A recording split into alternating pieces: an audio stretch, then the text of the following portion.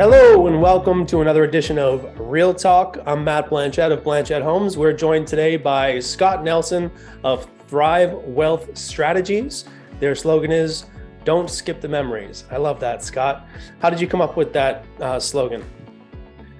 I have a blog series where, a lot of my colleagues are always talking about budgeting and all these negative terms. And my key is you have to be able to enjoy the ride. You have to be able to live life now. Financial planning is not always just chasing the money and then learning how to become a great saver and not learning how to be a great spender. So having the balance between the two, making sure your goals are on track. And we'll get into some of that during some of these questions. But my whole philosophy is you have to enjoy the ride. You can't just make yourself miserable for 30 years to be able to have a couple extra bucks in your pocket when you're 60. I like that. So. I can work with a guy like you. I appreciate that. So Scott, first question we have for you is how can you help future or current homeowners with their decision about what they can afford for their next house? Okay. That comes right into just what I was saying about the don't skip the memories and live your life. Because, you have to be able to have a clear picture of what your goals are, whether it's, educating your kids, retiring, buying a vacation home eventually, upgrading your current home. There's different things. And you can actually measure them, how well you're on track for them. So you have to prioritize your goals.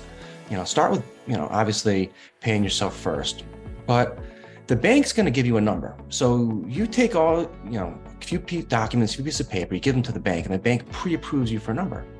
Mm-hmm. That doesn't take into account a million different factors. Sometimes the number they give you back to the house you can afford is less of a house, or maybe even more of a house you can comfortably afford. Mm-hmm. So my goal is to say, hey, why don't we figure out, according to your personal financial plan, what you can afford and what you feel comfortable doing. Right. There's different stages in life and, how long you're going to live there. Yeah.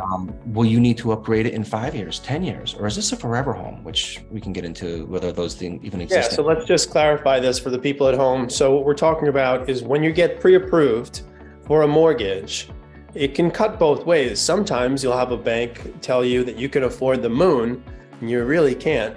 But other times they're going to tell you that you can afford a shanty. But if they were to say work with you and reprioritize their goals, there might be a way for you to help them reallocate their funds, maybe change their debt to income ratio, maybe pay off a credit card or a car, and maybe free up some extra capital to pay down a mortgage. Is that?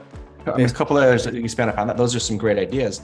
Another one is, I found a lot of people who, if a young married couple with 4 kids, they've been living a lifestyle where they've both been saving in their 401ks and getting a match and compounding. The market has done well.